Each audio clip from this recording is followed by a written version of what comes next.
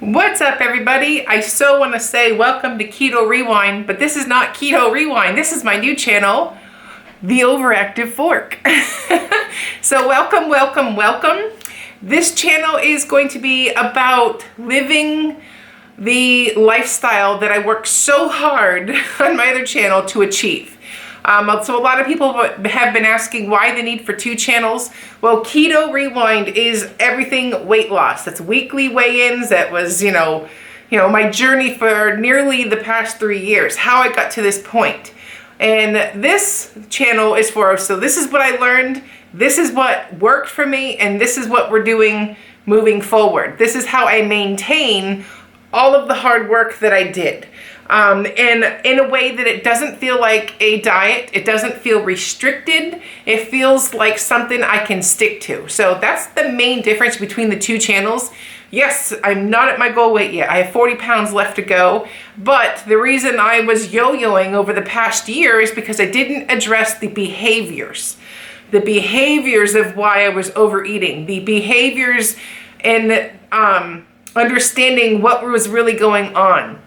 So now that I kind of like it, I finally accepted and I got to a good place with it, that's the need for Overactive Fork. So I also get to share recipes on this channel that I will not be able to share on Keto Rewind, because Keto Rewind is 20 net carbs or less to be in a state of ketosis. So as I learned about living the lifestyle of a little less restriction while being restricted, so there's a fine line between, you need to be in a caloric deficit to lose weight, right?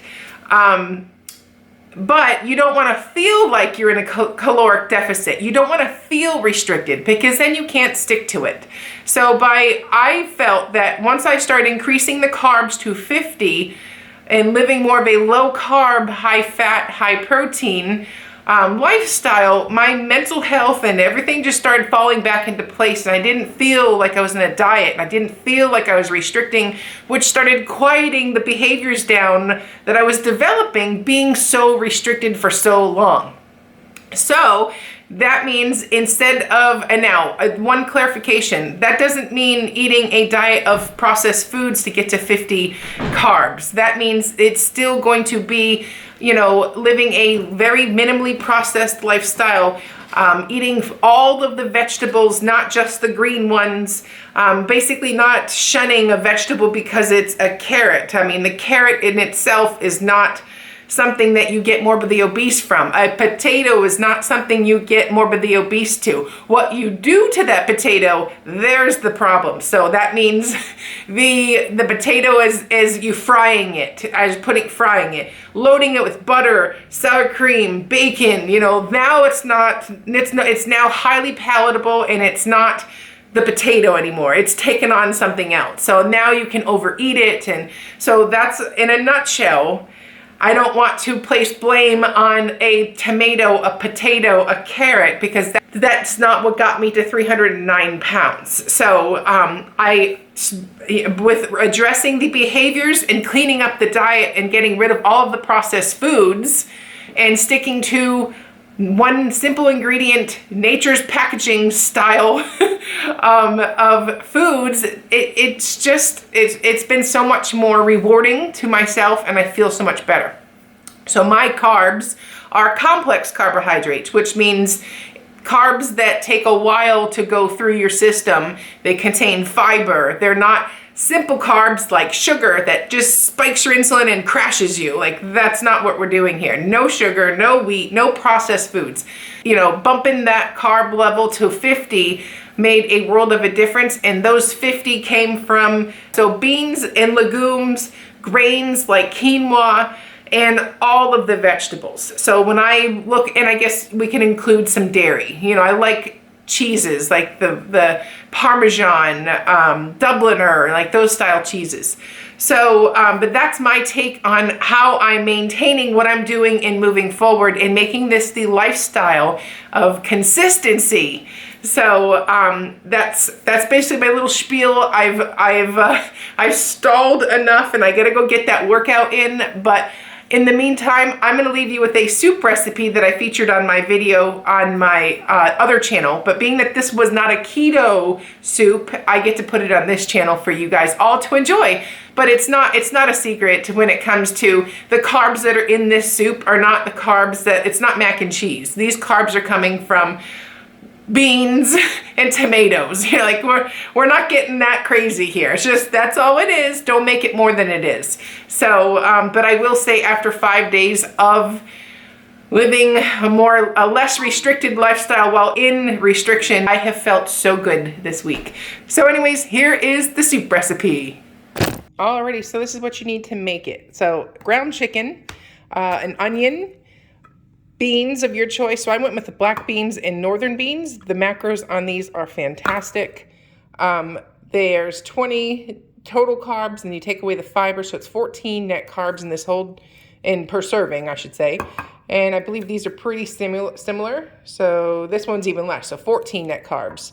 And then we've got a bottle of, we got some chicken stock, oregano, pink salt, and cumin, and a jar of salsa. So make sure your salsa is pretty, we don't want processed, so keep the ingredients pretty minimal.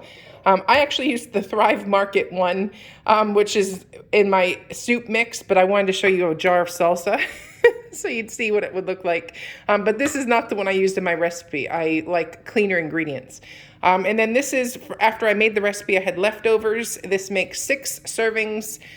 So this is the leftovers from yesterday. So anyways, let's get to chopping. Okay, so the recipe will be down below. I'm using this onion chopper or vegetable chopper I got for Christmas, and it's so awesome for making nice uniform pieces of veggies, all the right size. So chop an onion. This was just a regular sized onion. And then next we're going to put the onion in a pan on the stovetop, add 2 tablespoons of butter, saute those onions so you get a little color to them, and then add your ground chicken. Mix it all around until your chicken is cooked through. This is like literally the longest process right here. This whole recipe can be ready in like 10 minutes. Also use an Instant Pot for even quicker way to prepare this. So anyways, mix that around, and once your chicken's pretty much fully cooked through, add in your spices. So I used a nice heaping teaspoon of cumin. You can adjust that to your own taste. Pink salt and dried oregano. And then you're gonna add 1 16-ounce, or I think it's like 15.5 ounce jar of salsa. So I used the Thrive Market brand one. There's very basic ingredients, nothing crazy in there, no sugar, no stuff like that. Just a real delicious and clean salsa. And then also you can adjust your spice level with the salsa. And then I added in 1 can of drained black beans and 1 can of drained white northern beans. And then I'm just going to top it off with about 4 cups of chicken broth. So you can switch out the beans. You can add just black beans. You know, you can, I mean, the sky's the limit. So add your own customization, and then we're going to put the lid on it and let it come to a boil. And once it gets to a boil, I'll do a quick taste test, and then it is ready to serve up. So here's the finished product. I used about a little over a cup. This bowl holds like 1 solid heaping ladle full. And there is the close-up of the soup. It is so freaking good and so rewarding. And I did have a chance to do the macros, and it ended up being 20 net carbs, 26 grams of protein, 2 grams of fat, and that was it. So enjoy. All right, that is it for this video. I'll see you at the next one. I'm Jess. You're watching the Overactive Fork. Bye-bye.